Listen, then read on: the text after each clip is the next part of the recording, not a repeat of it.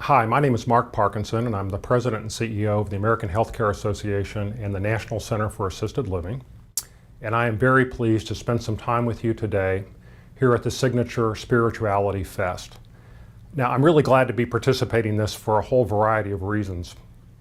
But one of them is a very small way to say thank you to Signature for being part of making 2014 a very good year for ACA-NCAL.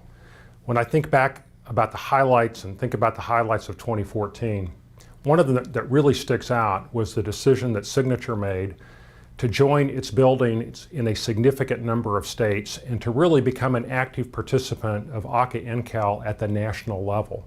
I had the chance to work closely with Joe Stiers, with Diane Timmering, and with Kathy Gowan, who seems to be at every one of our political events. And the opportunity to work with those three folks and many of the other people throughout your organization has just been terrific. So thank you, Signature, and I'm glad to pay back in a small way by being involved in Spirituality Fest today. Now, there may be a bit of a problem here. I don't know if the same attendants, the same attendees were also at the LearnFEST back in the fall. I hope it's different people, and let me tell you why. I spoke at LearnFEST in the fall. It was the virtual activity that we had with speakers from all over the country for Signature. We had a slight hiccup back at ACA where I was being taped because you weren't able to get the video of my presentation. You just got the slides, you didn't get the picture of me. So I started out by saying that I felt like you needed to have a visual of what I was all about, kind of what I look like, to help you kind of sit through the whole presentation. And so I described myself by saying that if you didn't know what I look like, just imagine George Clooney, and I looked exactly like George Clooney. Well, I'm hoping that there are different folks, because now you know that I don't look anything like George Clooney. This is me, this is what I look like, and so this is kind of what you're stuck with and what I'm stuck with. I think I probably did look a lot more like George Clooney last November, but we've had a really tough winter in DC, and it's kind of taken the life out of me here a little bit. It is fun to talk about spirituality, and I know it is a major pillar of the Signature organization and what you do every day. And before I get into the main part of my speech, let me just make a couple of comments about that. Stacy and me, my wife and I and our kids, our life's work was building, owning, and operating our facilities. I've had this incredible opportunity now for my 5th year to come back to DC and work with organizations all across the country. And one of the things that I've really learned in talking with these organizations and working with their people is what a strong theme of spirituality there is throughout our sector. Now, it's very obvious with many of the not-for-profits that are faith-based. Their very reason for existence is to further their religious missions.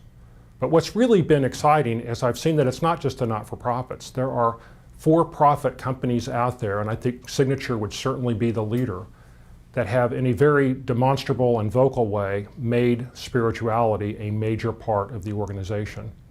But it's not just Signature. I also see it in other members, some who talk about it and some who don't really talk about it, but they show it. As I get older and maybe hopefully a little bit wiser, I'm not really sure, words mean a lot less to me than actions. I think I've concluded that all the cliches that we learn when we're little kids really are true. And one of them is that actions speak stronger than words. And when I look at the actions of our members, I see spirituality through all of them. We come under criticism all the time from the press and from lawyers and the OIG and all that. But the truth of what is happening in our buildings is very spiritual. It's not necessarily people talking about spirituality, but it's people acting in very spiritual ways. I think the ultimate explanation of spirituality would be love, selflessness, giving, sharing, compassion, etc. And those things are happening in our buildings millions of times every day.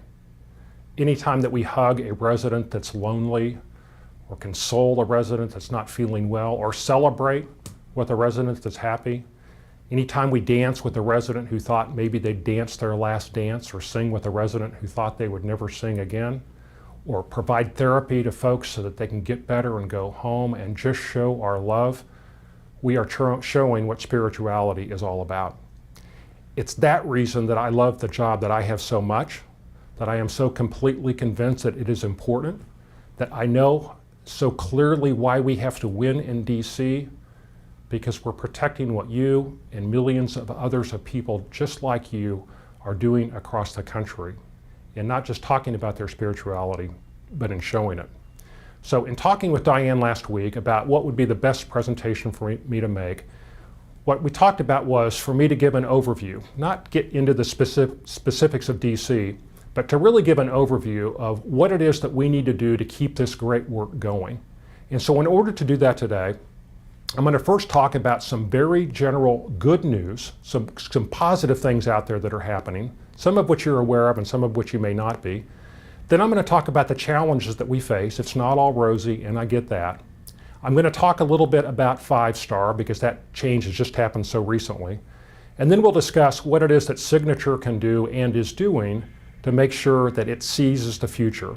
Seizes the future not just for the company, not just for you, the employees, but most important, seizes the future for the hundreds of thousands of residents that you will be taking care of over the next 10 or 20 years.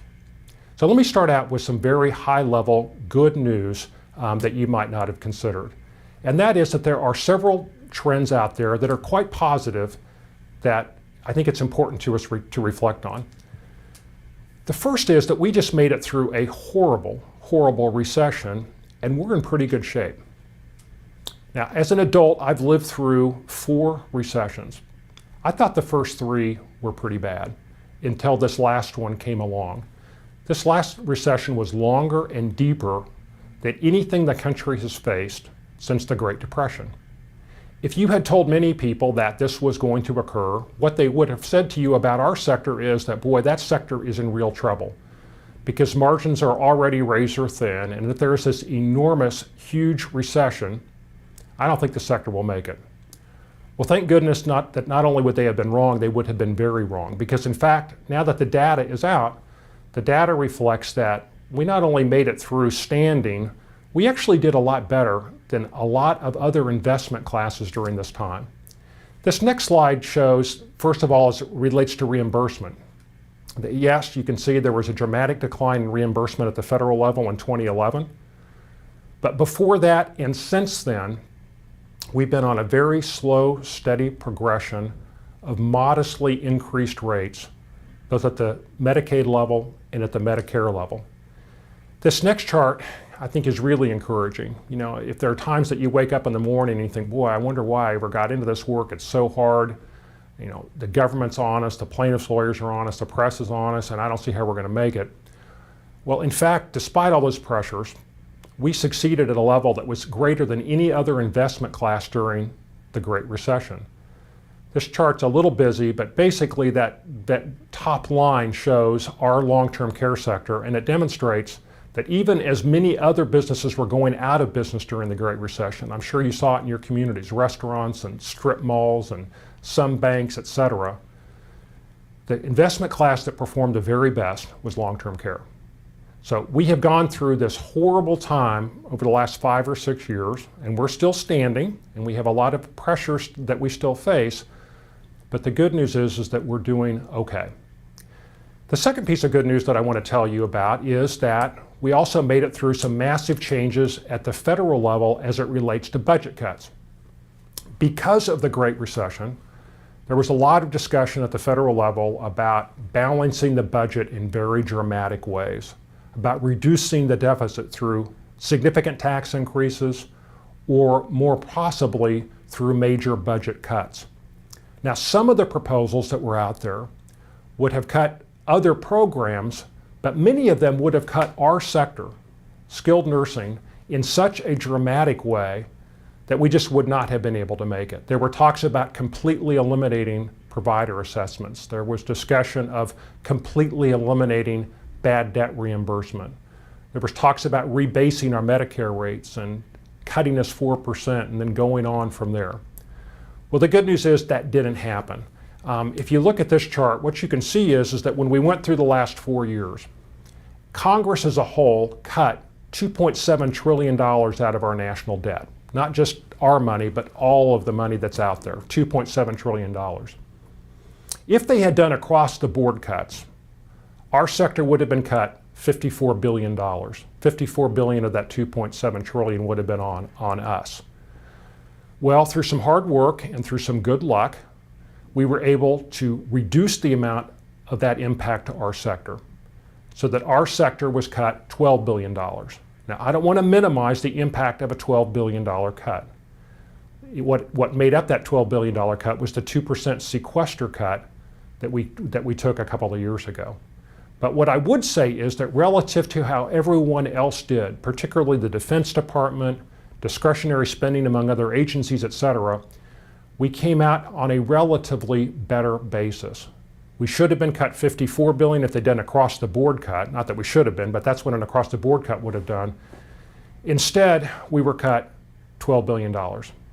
So all in all, we've made it through sort of intact. Again, I don't want to overstate that things are incredibly great, but we've made it through a very tough time through both the recession and through federal budget cuts. Now I'd like to talk with you very briefly about a final point which signatures had a lot to do with. And that is that, a lot of times when you're going through challenging times like we have been for the last 5 years, people fight, they don't get along, they divide, they peel off. In our sector, we did just the opposite. While other trade associations in DC were falling apart or splitting off or fighting with each other, we actually brought the sector together. There were two major organizations out there, the Alliance and the American Healthcare Association. We were able to bring them together. There were some very important operators that didn't have all of their buildings into the AHCA membership. We've been able to address that. And so the net result is that we're more unified than we've ever been before.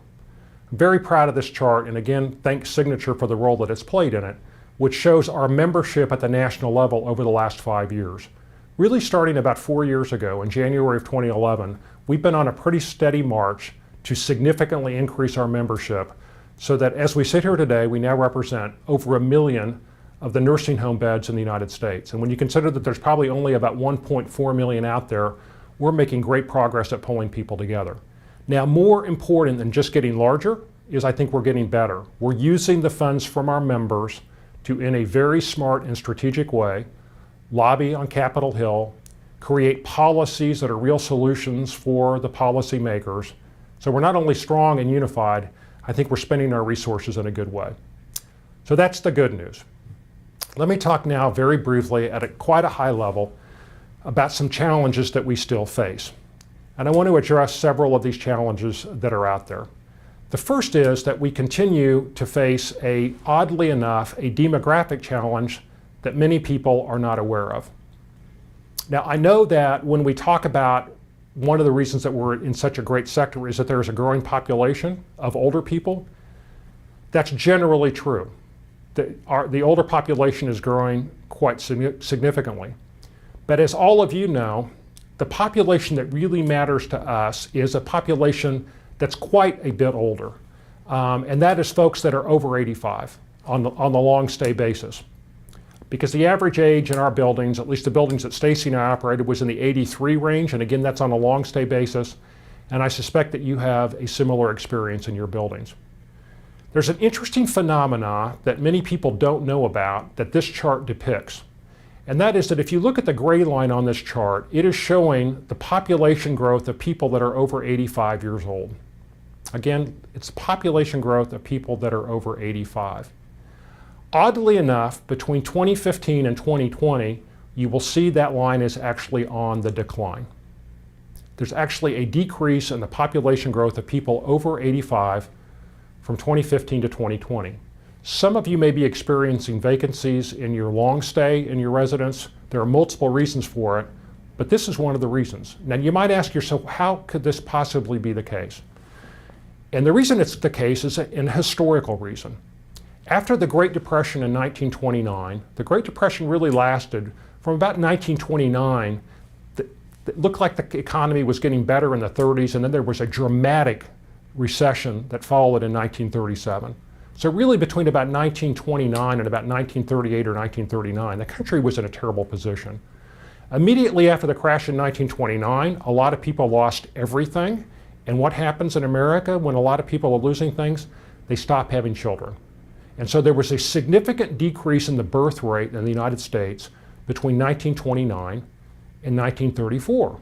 Now you might say, Mark, what does that have to do with my life right now? Well, the people that would have been born in 1930 would be turning 85 right now. And there are a bunch of them that just were never born because people cut back on the number of children that they were going to have. This overhang of the depression baby phenomena is something that we will have to deal with for the next 3 or 4 years. But then the good news is that if you look at that chart, you'll see that starting in about the year 2020, the rate of growth in the population over 85 grows, and it grows dramatically. The other good news is that if you look at the top line, that's the growth of population of people that are over 75, and it's growing right now. And the reason that's good news is because the average age of a person in our short stay buildings is only 78 years old. So we have the wind at our back as it relates to our short stay, but we've got this little trough in our long stay that we have to deal with right now. The second challenge that we have out there that I want to talk with you briefly about are the budget challenges that we face at the state and federal levels. Despite the fact that we've come through this enormous recession and we're still standing, the federal and state governments really haven't recovered. The state governments are starting to recover slowly from the budget problems that they had 3 or 4 years ago, some better than others.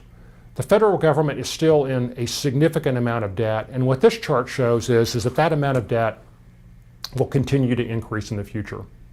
What all of this means is that at the very time that we'll have more and more people that will need our services, there will be less money from the federal government in order to help us pay.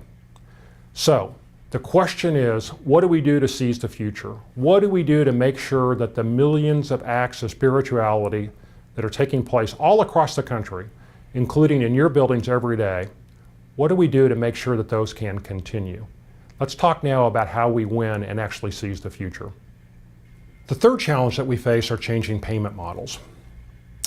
It, in fact, in my opinion, is the greatest challenge that we faced. And I'm talking here specifically about the way that we're paid for doing rehab on a post-acute basis. The rehab that we do that is getting so many people well and back to home. Unfortunately, in real time, right now, the way that we're getting paid is changing all over the country, in almost every market, and this can create some real challenges. Now, I will tell you, though, that it can also create some real opportunities, and I'll talk about that in just a little bit. But to give you kind of some history on this change that's taking place, this chart depicts the way that we were paid back in 2009. 75% of the folks that we took care of, did rehab on, and got home, we were paid through Medicare Part A, the traditional fee-for-service model, where we decide what drug category somebody belongs in, we decide how much therapy to provide them, we get them well, and we get paid on a day-to-day basis. About 25% of our payments was through managed care, where somebody had sold their Medicare benefit and were paid by a managed care company. All the way over the last 5 years, there's been some significant changes. So if you get up to 2014, you can see that now all of a sudden there's not just fee-for-service, which is in the blue, or Medicare Advantage, which is in the black. In addition to that, there are now accountable care organizations and in some state dual demonstration programs. We've had modeled out what will this look like in 5 years from now. In 5 years from now, the change will even be more dramatic, with less traditional fee-for-service, more managed care, probably more ACOs, probably more duals. The truth is nobody really knows exactly what payment model is going to take hold, but what everyone agrees is that traditional fee-for-service will decline. Now this can be a problem. And the reason it can be a problem is that in all of these other payment models except fee-for-service, the payers are requiring us to dramatically reduce our length of stay. So if you look at a traditional fee-for-service model, you'll see that we've been taking care of people for an average of 28 days. That's across the country. Your average is probably around that. In these other models that are out there, whether it's Medicare Advantage or ACOs, folks are saying, we're not going to include you in our network unless you discharge folks a lot sooner than that. Now, this is not only bad for us, more important, we think it's not good for the residents because they're not getting all the therapy that they need.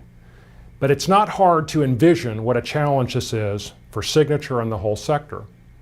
Even though there are more people getting older and more people that will need our services, if our length of stay is cut in half, our overall admissions may grow, but our occupancy will decline because the people will be in our buildings for just such a very short period of time. So there are challenges out there.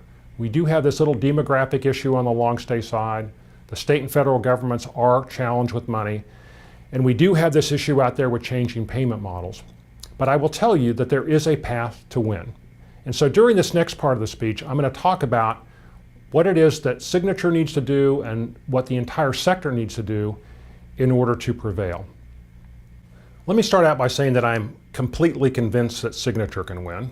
On a company-by-company basis, I believe that you will be able to make the changes and progressions forward that you need to not only survive, but to do really well. And I'm going to talk about that in just in a second.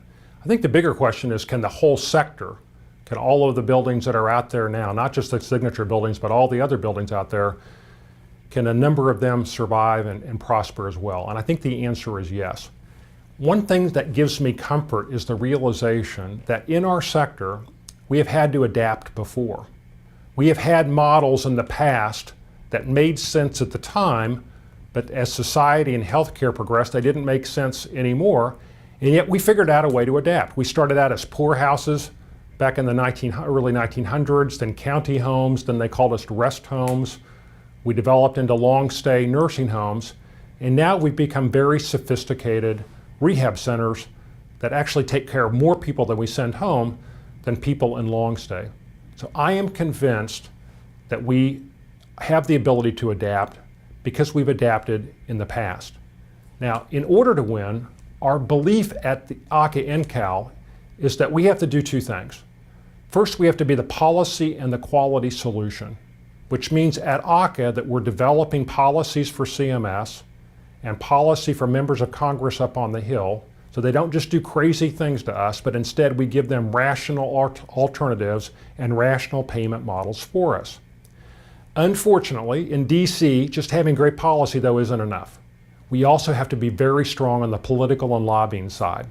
So we've taken the resources that you and other members have given us, and we've hired a top-notch group of lobbyists on the internal team that actually work at ACA, and also outside consultants that we use, and we have them descend upon Capitol Hill and lobby for us.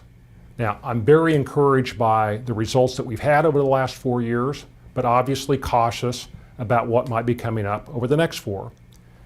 What we tell folks when we lobby them is that we believe that the data indicates that we are the solution to the problems that they face.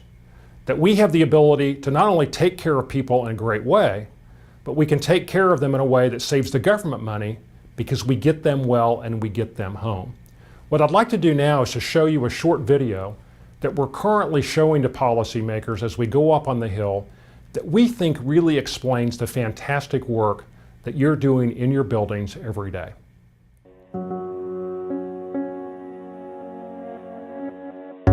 With over 3 million people receiving care every year, the American Healthcare Association exists to improve these lives and the lives of the 13,000 members that care for them. We're your emissary here in Washington, and we're your face. We're an extension of you. And it is up to us to tell that story in a way that people can understand what it means to care for someone 24 hours a day. It is not the sleepy little nursing home that it used to be. It is not the business that it used to be. We're taking care of a much higher acuity population, much sicker people that are coming out of the hospital. When I came out of surgery, I had lost the ability to walk. But it came down to your next level of care. And since I've gotten here, I've made advancements. And a lot of the gains that I've made was being right here at rehabilitation. We see the patients more than the doctors do. We see changes in the patients. And our job here is to be able to get people back to their normal lives, to their routine. In a pursuit to enhance quality beyond the status quo, AHCA has laid out a bold plan. Keep hospital readmissions to an absolute minimum.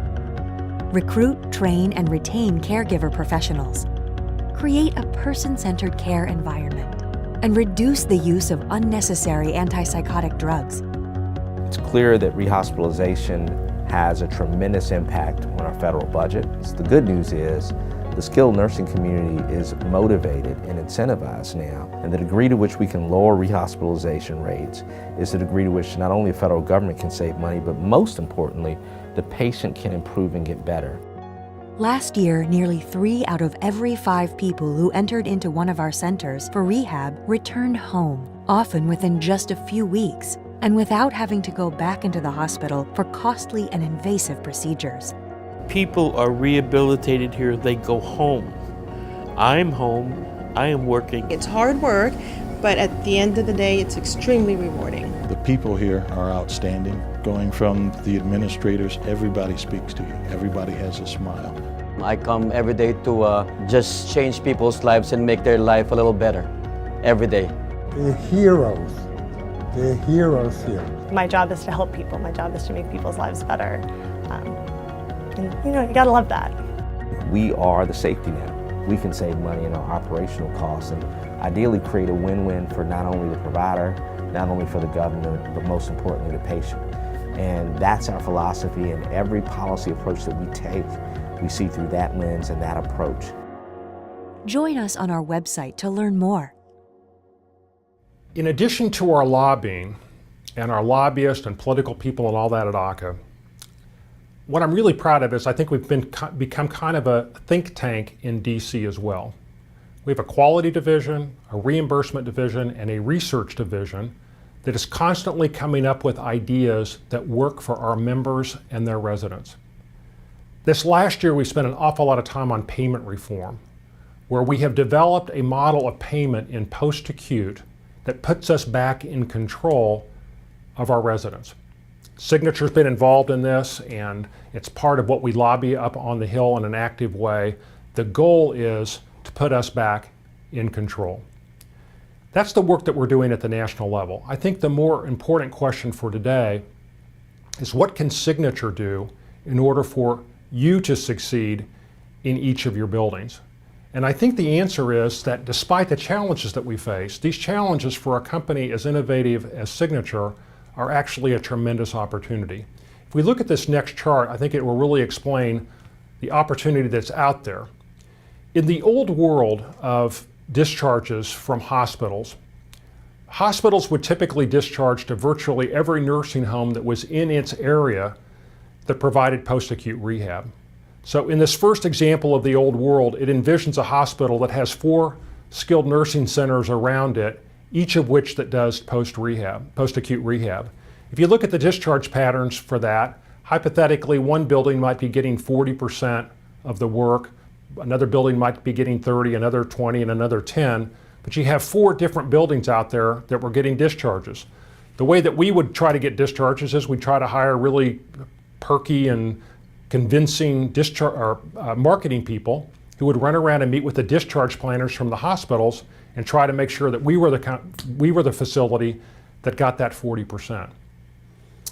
In the new world, in the change payment model world that we're seeing, discharge patterns are going to be based far more on the outcomes that facilities can provide than on the quality of their marketing people.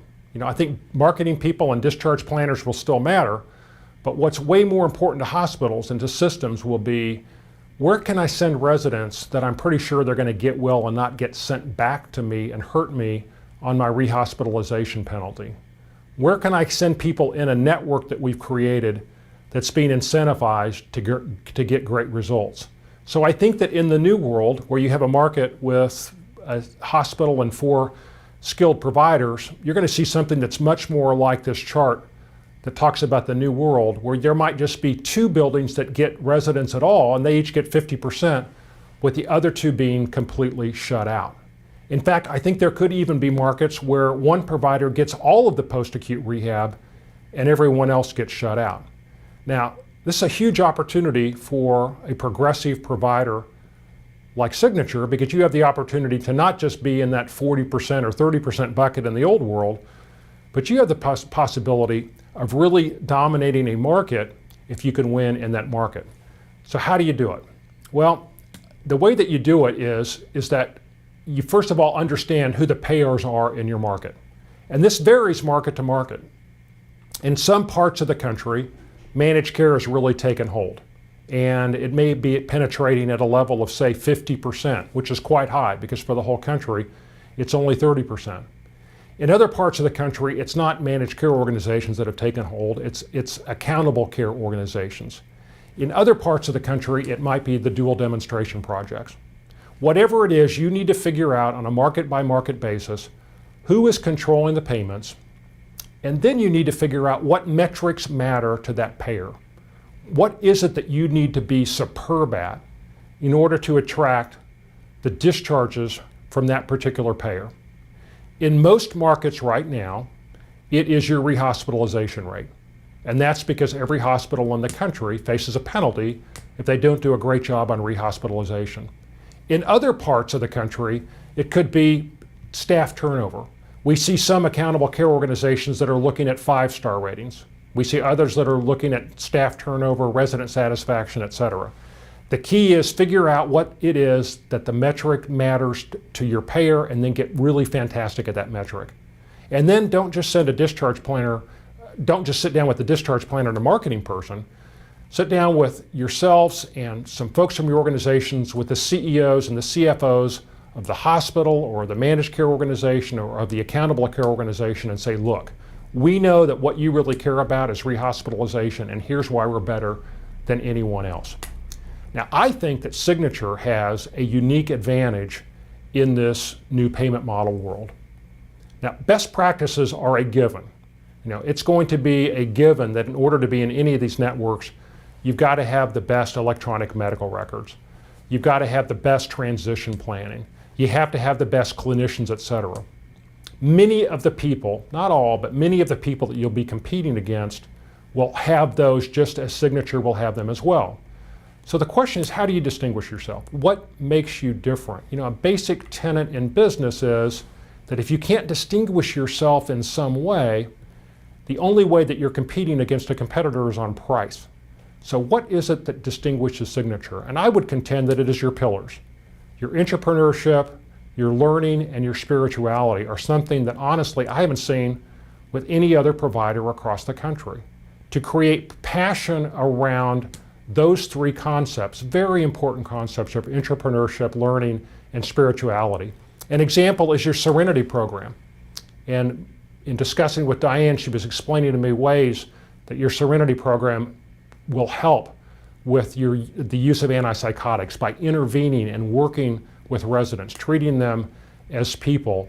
You have an advantage. So again, I think a lot of companies out there will get the best practice stuff down. The unique advantage that you have are your pillars. The final thing that I want to talk about today before closing is I want to talk about 5-star. The changes to 5-star have just occurred, and I think it's important that I make a couple of comments about 5-star. If for no other reason, I want the folks in the audience whose buildings might have lost a QM star or maybe an overall star to not feel bad about it and to not get discouraged. And I really want to talk with you about what happened and what I think you can do to fix it if you're in that situation. Now, the history of 5-star itself is pretty interesting. It was really kind of thrust upon the sector in the last days of the Bush administration. I don't think it was President Bush. I think it was an administrator, a low-level political person who wanted to do this, and it was not fully vetted with the industry or I think with thought leaders. And so we ended up with a system that was really not very good. And there's nothing wrong with measuring us, that's fine, as long as the measurement is fair. And in this case, it wasn't. And to me, the most unfair feature was the part that said that there was a curve and only 10% of us could be 5-star and 20% of us had to be 1-star, no matter how good we all got. And that created, to me, just an inherent level of unfairness. We challenged that, and we had a pretty significant win in 2012. Because in 2012, what CMS did was it broke the curve. Now, it kept the curve for the survey component of 5-star, but it broke the curve for staffing and for quality measures. It created a situation where it created cut points and allowed all of us, if we got good enough, to become 4 or 5-star on quality measures and on staffing. And the reason that's important is because if you become a 5-star on quality measures, it adds 1 star to your overall score. So what happened? Well, what happened is we got better. In fact, we got a lot better. We went from just having 10% of us as 5-star on the quality measures to over 40% of us being 5-star on the quality measures. And that resulted in a dramatic increase in 5-star ratings across the country. Now, that's good news, right? Skilled nursing centers are getting better. Well, you would think so. And it would be good news, I think, in every city in the country, but somehow in Washington, D.C., this was considered to be not good news, that somehow we were gaming the system or making up data or something like that, and so this had to be significantly addressed. So we were working along with CMS on addressing it, and we thought that there was going to be a rational solution, and then some intervening things occurred. Now, this chart shows the significant progress that we made on the QM scales. Again, if you look all the way to the left side, you'll see that only 10% of us were 5-star on QMs back in 2009, but that grew dramatically so that by last summer, over 40% of us were 5-star on QMs, and almost 70% of us were 4 and 5-star. Again, CMS said when we broke the curve, look, we're going to have to go back and look at these cut points at some point in the future, but we're going to let, for a while, all of you try to get better and grow your QM scores. And that's what we did. As we were progressing towards, I think, what would have been a more rational solution to this whole thing that would have been released probably this summer, the major intervening factor that occurred was that there was a New York Times expose that claimed that our providers were making up data to juice up their QM scores and their staffing scores. And so the president issued an executive order that said, we got to rebase this significantly. We need to add 3 other measures, anti-psychotics and some other things, and redo the whole thing, and it all has to be done by January 1. That announcement was made in October. Well, we got our policy, research, and quality team on top of this immediately, and within 72 hours, we had a turnkey solution for CMS. And we met with folks at the top level at CMS, and we said, our solution is that we keep people at their current star ratings, but in order to keep them, you demand progressive improvement in the future.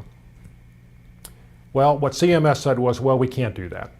We can't have a system where almost 70% of the people start out at 4 and 5-star on QMs.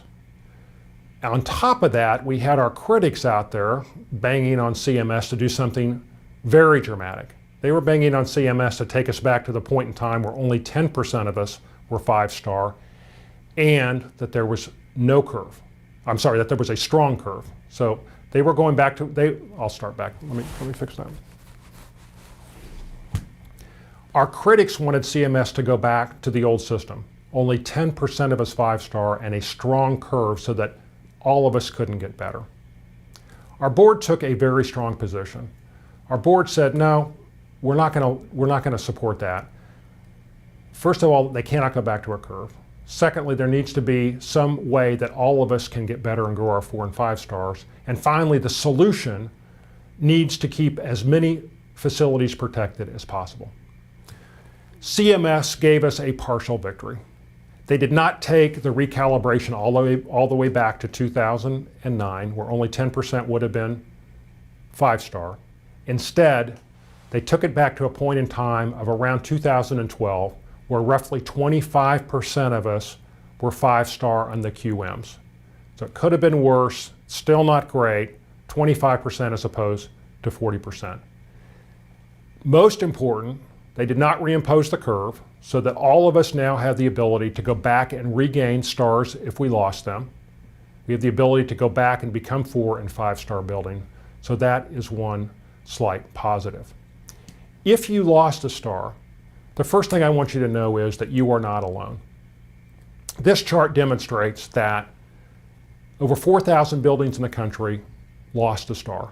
And that's because so many people had their QM rating drop because of the recalibration that CMS performed. Now, if they'd done what our critics would have wanted them to do, we would have had, I think, over 7,000 buildings lose star. Thank goodness they didn't do that. But you're not alone. The other thing, and I know that you know this, nothing changed in your building. And that's what's so frustrating about this. In fact, in all probability, your buildings have been improving on all the QMs over the last 3 or 4 years. And so I know to lose a star overnight has to be horribly frustrating, because not only is it discouraging, it sends the wrong message to your residents and their families. You're not getting worse. We know that. You're getting better. CMS just made the decision to recalibrate the scale. So, what can you do? Well, we've got some resources to help you at ACA. The first is that if you go to our website, there is a web page that's devoted to this and has a lot of things on there that we hope might be of some help. If you've lost a star, there is a template letter there for you to utilize for family members and to residents that explain that, hey, nothing has changed in the building. This has simply been a recalibration. The other thing that we've done is we've invested a significant amount of money over the last few weeks in updating long-term care trend tracker to reflect the changes that CMS has made. If you're using long-term care trend tracker, you know that you can use that to benchmark yourselves against other buildings to see how you're doing compared to the other people in your market on length of stay, on census, on deficiencies, a whole bunch of different things. A very cool feature in long-term care trend tracker is that you can also go in and take a look at the CMS measures, the quality measures, and manipulate them to see what you'd have to do in order to increase a star. So we've just spent a bunch of money with our software maker. We hope to roll out next week, the second or third week in March, this new feature on long-term care trend tracker where you'll be able to go in and figure out exactly what you have to do in each QM measurement in order to increase a star level for the QMs. And of course, if you can get your QM level up to a 5-star, it'll show you therefore what you need to do to increase your overall star rating by 1 star. Conversely, if you're a 1-star, and I'm sure there aren't very many signature buildings that are 1-star on QMs, but there may be some, and it's not any shame. Again, they've just recalibrated this. You need to very quickly get out of that 1-star area because that's costing you a star on your overall score. And again, you can manipulate the QMs in long-term care trend tracker and figure out how to do it. I guess my most important message to you on the 5-star would be this. We know how hard you're working. We know how much you care about your residents and their families, and we know you're getting better. Don't let them get you so discouraged that you give up or you get frustrated. Let's figure out a way to once again conquer this system and get better and have a star rating reflection that really reflects the great work that I know is going on in your buildings. I'm going to close today with just a couple of comments. First, I want to tell you that I strongly believe that there is a path to success. That despite the incredible challenges that we face every day in our buildings and at a macro level in DC and in our state capitals with funding and plaintiffs' lawyers and the press and critics and all that, there is a path to success. There really is. And that path is to continue to provide great work in our buildings, to be the low-cost provider, to be of high quality, to make sure that we're responding to the metrics that our payers care about. If you do that in your buildings, you're going to succeed. I strongly feel that way. It gets a little harder when you get outside of Signature and a company that's so passionate about all these things. We still have some folks out there that don't quite get it, don't understand the importance of quality and all that. But at the level of a company like Signature, I am 100% confident that you can succeed. The second thing is that I want to again emphasize to you how much I appreciate the daily acts of spirituality that are occurring in your buildings. It's the reason that I do this work. The fact that Stacy and I were in our buildings for 10 years, so we know what's really happening there. We know the love, the compassion, the selflessness that's taking place every minute of every day, of every year, forever. It is incredible, and I can't thank you enough for it. I saw a film a couple of years ago called What Is That? It's a short little film. It's called What Is That? And it touched me pretty significantly. It's an interesting film about a man who has dementia and his son, and the son becomes increasingly agitated in trying to deal with his father's dementia. It's something that we see in our buildings all of the time. It has a beautiful ending though, where the son is sort of forced to recognize that he needs to deal with his dad, not as an object or as an inconvenience, but as a loving dad, as a person. Anyway, it touched me very deeply. I've actually only shown this video once, and it was at a live speech, and I can't ever do that because I'm an emotional person, and I showed the speech, I showed this video, and I knew it would affect me emotionally. So the whole time the video was up, I'm like, okay, I'm not going to tear up, I'm not going to tear up.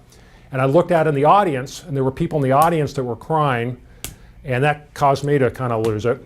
So I haven't ever done it since then.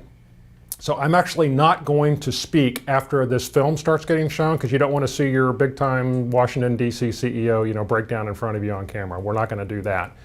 But again, thank you very much for the opportunity to spend some time with you. Thank you for everything that you do. And I hope that, at least for some of you, this film touches your heart. Thank you all very much.